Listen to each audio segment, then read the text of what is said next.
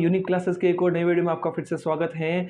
तो जो आज का जो हमारा टॉपिक होने वाला है वो एकदम सिंपल सा है। आफ्टर बिफोर का यूज़ हम इसके अंदर समझने वाले हैं। टेंस का ये टॉपिक है, पास्ट परफेक्ट के अंदर हमें ये देखने को मिलता है। तो यहाँ पर मैं पर्टिकुलर आपके लिए पूरा वीडियो लेकर आ चुका हूँ कि आफ्टर बिफोर को हम लोग किस प्रकार से अच्छे से समझ सकते हैं, क्योंकि एग्जाम के अंदर 90% चांसेस बनते हैं कि इसमें से सवाल जरूर देखने को मिलता है, क्योंकि ये टॉपिक ही थोड़ा कन्फ्यूजन भरा है। तो यहाँ पर अब हम इसके बारे में अच्छे से समझने वाले हैं। तो इससे पहले मैं बताना चाहूँगा कि जो हमारे चैनल के ऊपर आप लोग जो वीडियोस देख रहे हो, उनमें से जो सब्सक्राइब करने की जो संख्या है वो बहुत ज़्यादा कम है। आप लोग वीडियो को देखते तो ज़रूर हो, लेकिन उसको सब्सक्राइब नहीं करते हो। ये यहाँ पर औसत देखिए, ये थोड़ा सही नहीं लगता है। तो अगर आप लोग यहाँ पर आते हो तो चैनल को सब्सक्राइब जरूर कर दें और जो वीडियोज़ हैं उसको लाइक भी ज़रूर करके जाएँ। तो चलिए अब हम लोग टॉपिक की ओर बढ़ते हैं। Let's start. बिफोर का मतलब होता है से पहले, और ये जो यूज होता है ये आपके दो टेंसों के बीच में होता है। एक होता है पास्ट परफेक्ट टेंस, मतलब हेड प्लस वर्ब की थर्ड फॉर्म, और दूसरा होता है पास्ट सिंपल टेंस, मतलब वर्ब की सेकंड फॉर्म के साथ में इसका प्रयोग होता है।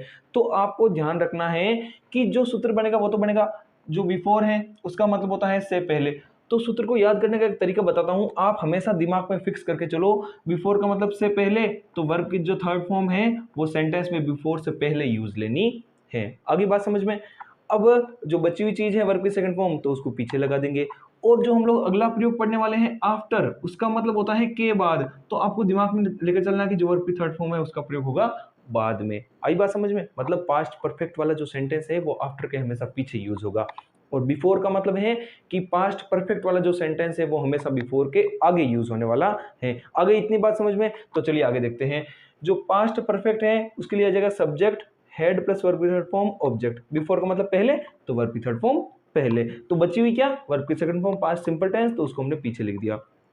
अब क्या होता है, सेंटेंस को कई बार थोड़ा अलग तरीके से दिखाने के लिए जो बिफोर है उसका यूज सेंटेंस में सबसे पहले कर देते हैं। तो यहां पर बिफोर आगे आ गया, ठीक है। तो बिफोर के साथ में जो जुड़ी हुई चीज है वो उसके साथ ही आगे आ जाएगी। तो यहां पर ये बिफोर के साथ में यहां तक आगे आ गया। फिर ये कहां जाएगा, तो ये कोमा लगाकर ये चीज पीछे आ जाएगी।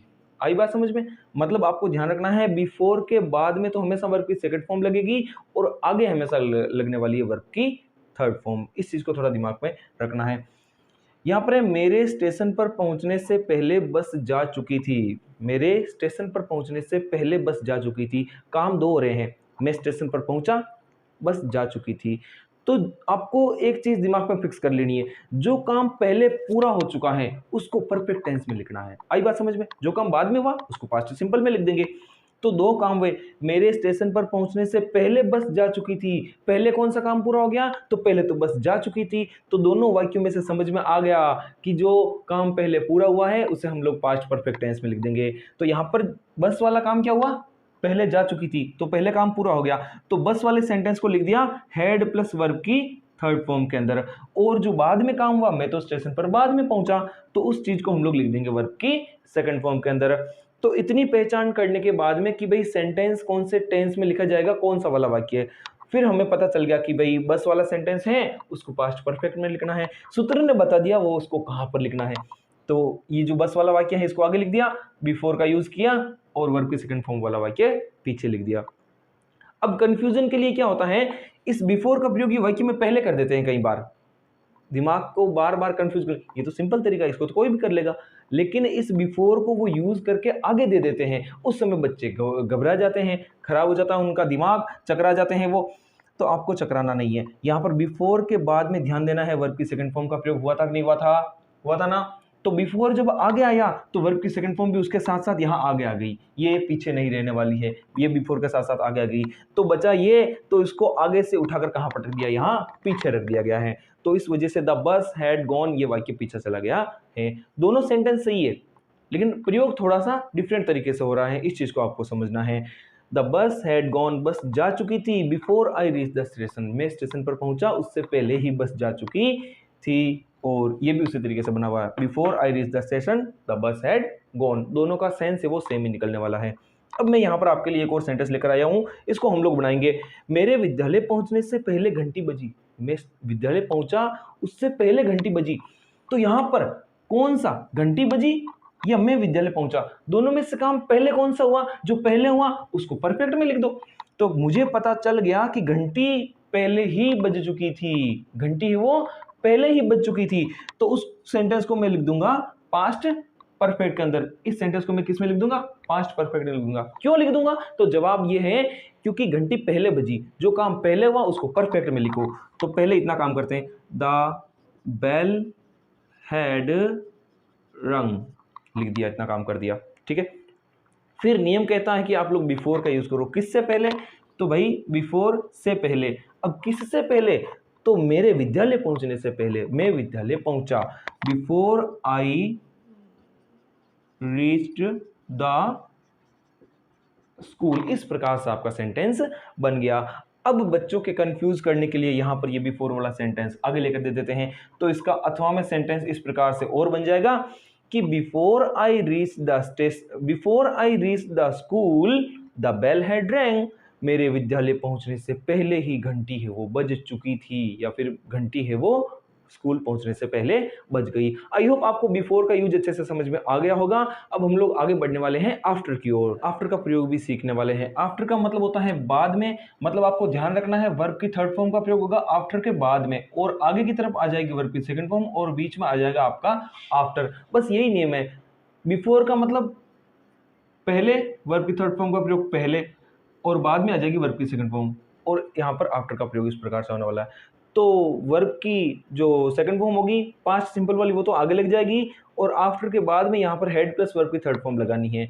जो दूसरा तरीका था, मैंने बोला था कि आफ्टर के साथ में जो पीछे वाला सेंटेंस है साथ में उठकर आगे आ जाएगा, तो आफ्टर के साथ में ये सेंटेंस आगे आ गया, कोमा लगी, जो आगे वाली चीज थी उसको उठाकर यहाँ पर पीछे रख दिया गया है। तो ये दो तरीके से आपके सूत्र बनते हैं, और एग्जाम्पल भी इन्हीं के साथ में इसी प्रकार से बनने वाले हैं।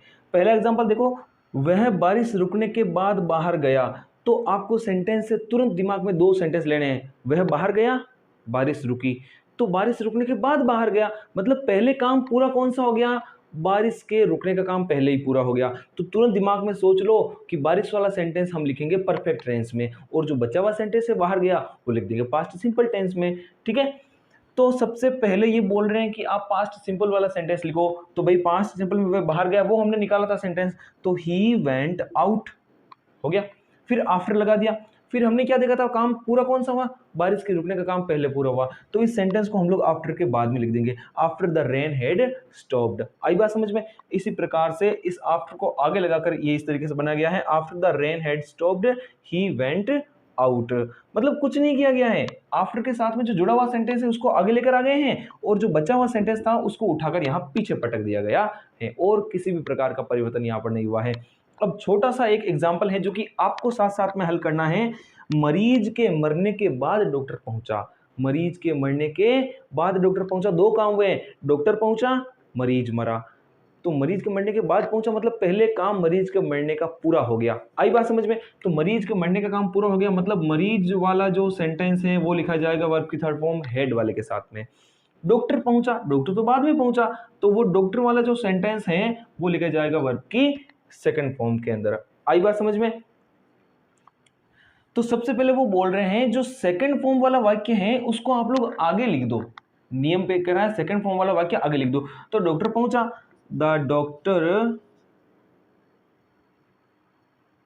पहुंचा या डॉक्टर अराइव्ड, आया। यहां पर ये थोड़ा कर लो, डॉक्टर आया। अब सेंटेंस थोड़ा सही लग रहा है। The doctor arrived, subject verb के सेकंड फॉर्म, बन गया सेंटेंस।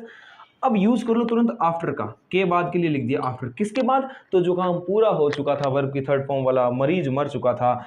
और the doctor arrived after the patient had died. ये आपका सेंटेंस बन गया। और अगर इसको दूसरे अथवा वाले तरीके से बनाना है तो ध्यान रखना आफ्टर के साथ में पेशेंट वाला सेंटेंस आगे आ जाएगा। यहां पर एक चीज मैं आपको और बताता हूं एग्जाम की दृष्टि से, कि जो पेपर के अंदर सवाल आते हैं वो या तो यहां पर खाली जगह दे देते हैं या फिर यहां पर खाली जगह दे देते हैं। आपको दिमाग में नियम समझना, आफ्टर के तुरंत बाद में सेंटेंस हेड वाला जुड़ा हुआ था, तो आफ्टर के बाद वाली खाली जगह में आपको हेड प्लस वर्ब की थर्ड फॉर्म भर के आनी है, और जो अगर यहाँ पर खाली जगह आ गई तो आपको यहाँ पर वर्ब की सेकंड फॉर्म भर के आनी है। अगर नियम समझ में आ गया है तो चाहे जो एग्जामिनर है वो खाली जगह कहीं पर भी दे, हमें क्या फर्क पड़ने वाला है। आई बात समझ में?